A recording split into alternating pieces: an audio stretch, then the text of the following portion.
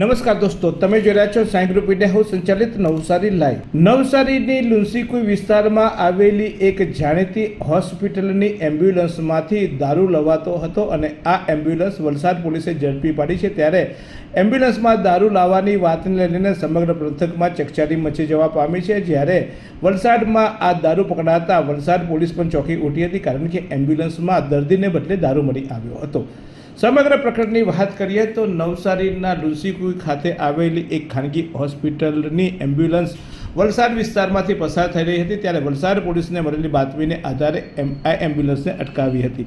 પોલીસે એમ્બ્યુલન્સ અટકાવતા જ તરત જ તેમની ચેકિંગ કરવામાં આવ્યું હતું, ત્યારે એમ્બ્યુલન્સમાં કોઈ દર્દી જોવા મળ્યો ન હતો, પરંતુ એમ્બ્યુલન્સમાંથી દારૂ મળી આવ્યો હતો।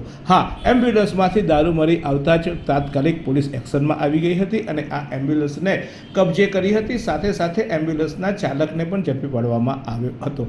ખાસ કરીને બુટલેગરો દ્વારા દારૂ લાવવા માટે અનેક પ્રકારના પ્રયાસો કરતા હોય છે અને નવા કિમિયા શોધાતા હોય છે, પરંતુ આ એમ્બ્યુલન્સનો મારફતે દારૂ લાવવાના કિસ્સાને લઈને સમગ્ર પંથકમાં ચકચારી મચી જવા પામી છે। ત્યારે નવસારીની આ પ્રતિષ્ઠિત હોસ્પિટલની એમ્બ્યુલન્સમાં દારૂ મળી આવતા આ હોસ્પિટલની શાખ પણ જાણે કે દાવ પર લાગી છે, કારણ કે આ એની પ્રતિષ્ઠા સામે આ એક કાળા ધબ્બા સમાન છે। કારણ કે જે હોસ્પિટલ છે એ ખૂબ પ્રતિષ્ઠિત છે અને એની નામના છે, ત્યારે એની એમ્બ્યુલન્સમાં ડ્રાઈવર દ્વારા આ દારૂ લઈને અવાતો હોવાની વાતને લઈને લોકો માનવા પણ તૈયાર ન હતા કે આ હોસ્પિટલના અને આ ચાલક આવું કામ ન કરે, પરંતુ પોલીસ ચોપડે આ સમગ્ર ઘટના નોંધાઈ છે અને પોલીસ ચોપડે ગુનો પણ દાખલ થયો છે। સાથે સાથે એમ્બ્યુલન્સ અને દારૂ જપ્ત કરવામાં આવ્યો છે, જ્યારે આ ચાલકને હાલ તો જામીન પર મુક્ત કરવામાં આવ્યો હોવાની વાત ચર્ચામાં ચાલી રહી છે।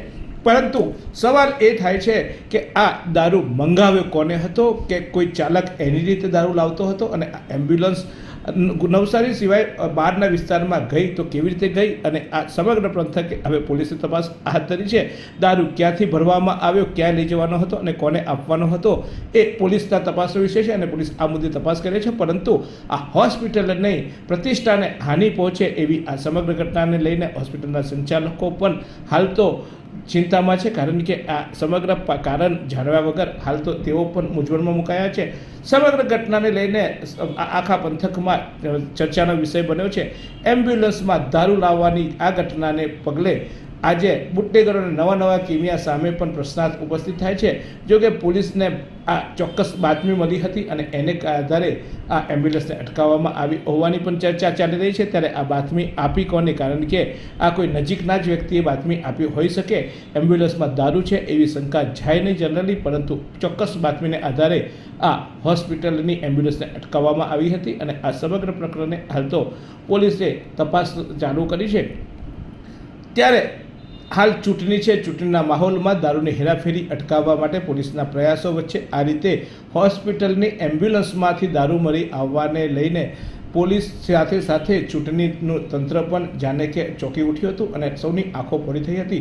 ત્યારે નવસારીમાં બનતી આવી અવનવી ઘટનાઓ અને આવા સમાચારો જાણવા માટે સતત જોતા રહો તમારી પ્રિય, તમારા દિલમાં વસેલી અને તમે જેને માથે બેસાડી છે એવી તમારી પોતાની ચેનલ નવસારી લાઈવ। હા, સબસ્ક્રાઈબ, શેર અને લોકોને લાઈક કરવા માટે અપીલ કરવાનું પણ ભૂલશો નહીં। હું આશા રાખું છું તમામ લોકો આ ચેનલને વધુમાં વધુ શેર કરી વધુમાં વધુ સબસ્ક્રાઈબ કરાવે।